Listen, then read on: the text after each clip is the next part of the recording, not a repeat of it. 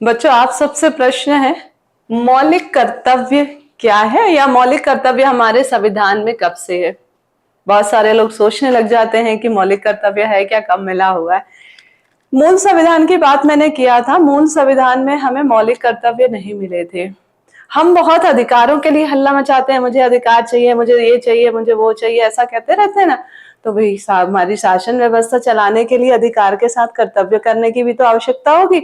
आप घर में देखिए, अधिकार किसको मिलता है, मान सम्मान किसको मिलता है, जो सबसे ज्यादा बिना कहे ही काम करने लगता है, घर की व्यवस्था में सहयोग प्रदान करता है, उसको सम्मान मिलता है, तो उसने कर्तव्य किया।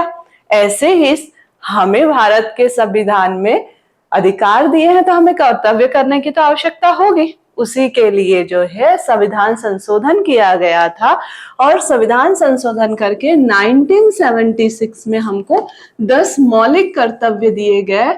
और ये 10 मौलिक कर्तव्य के तहत कहा गया कि हमें देश की एकता अखंडता को बनाए के रखना है। संविधान का आह्वान किए जाने पर हमें राष्ट्र के लिए जाना है। हमारे जितने वन्य पशु पक्षी हैं, जीव हैं, उनका सबका संरक्षण करना है। ऐसी बहुत सारी बातें कही गई हैं। फिर बाद में और संशोधन कर दिया गया और वर्तमान स्थिति में हमारे मौलिक कर्तव्यों की संख्या कितनी हो गई है, 11 हो गई। तो आपको ये 11वां जो मौलिक कर्तव्य मिला है, ये कब मिला है, 2002 में मिला, जब 86 नंबर का संविधान संशोधन किया गया।